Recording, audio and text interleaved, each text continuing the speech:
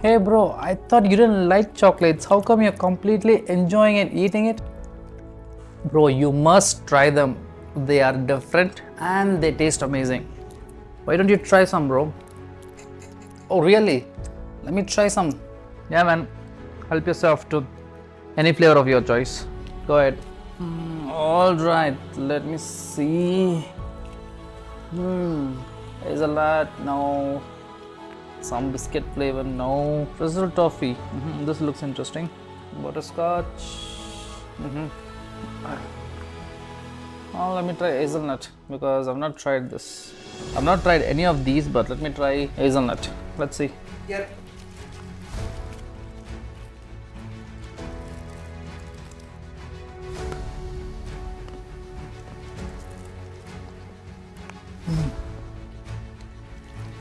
Wow. This definitely tastes amazing, bro. How come I've never heard of this brand of chocolate? I've never seen this in India. I'll tell you a little bit about this chocolate and also the story behind this brand of chocolate. It's really interesting. I'm kind of sure that many of y'all did not know the world-changing story behind this brand of chocolate called Tony's Chocolonely. Well, I know I was supposed to announce the next challenge, but I'm taking a break from that for now. Let's get back to Tony's. The first time I got this chocolate from a friend, I was sure that this would taste as boring or same as any other chocolate that I usually don't like. I opened the chocolate wrapper and it had a very unique design, and that got me curious. Just for the sake of eating it, I took the first bite of this chocolate, and the flavor that I tried first was caramel. I immediately fell in love with this chocolate. I wanted to know what this chocolate was, why this was different, why the unique design that this chocolate was molded into.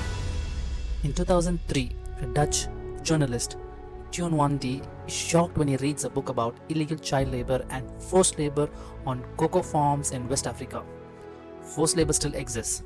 He decides to start an investigation with this television program. It turns out that illegal child labor and forced labor is alarmingly common in West Africa, where 60% of the world's cocoa comes from. Considering that in 2001, a number of large international chocolate makers signed the Haken-Engel Protocol, where they agreed to ban the worst forms of illegal child labor. Teun ranked every single chocolate maker in the world, but nobody would talk to him. In Dutch television show, he ate a pile of chocolate bars and turned himself as a chocolate criminal to the Dutch authorities. But the public prosecutor refused to prosecute him.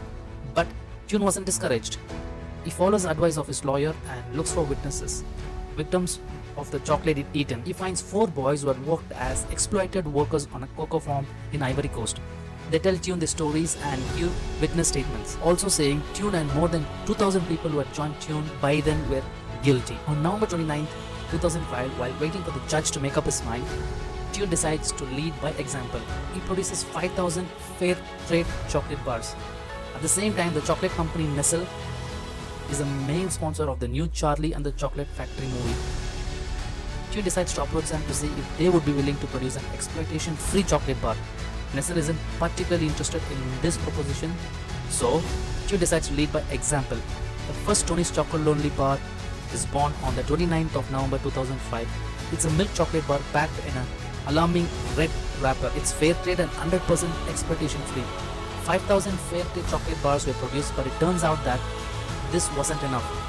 They were a huge success and sold out 13,000 chocolate bars already. Teun visits Ghana and discovers that a fair trade certificate only goes so far. At the same time, the Swiss chocolate brand Bellissimo takes legal action against Tony's. According to the chocolate brand, exploitation-free chocolate doesn't exist, which is why such a claim would be harmful to other chocolate makers. The judge votes in Tony's favor. We do change 100% exploitation-free to on our way to 100% exploitation-free chocolate.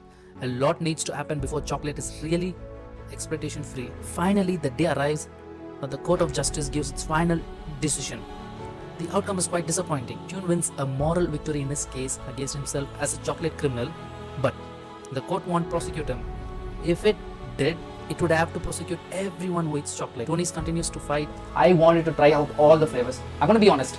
My favorite flavors are the caramel flavor, hazelnut, white chocolate, and sea salt. These flavors, I tell you, there are many flavors to this chocolate, but some flavors are not so fun, or it's not so tasty like the other flavors, but some flavors are really amazing and you must try it. And a big thanks to Rayan Anna for getting me this chocolate. He got me all the flavors.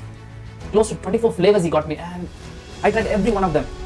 And some of them are good, some of them are not so great, but some of them are amazing. Out of 24 flavors, I liked at least 18 of them. 18 of them became my favorite.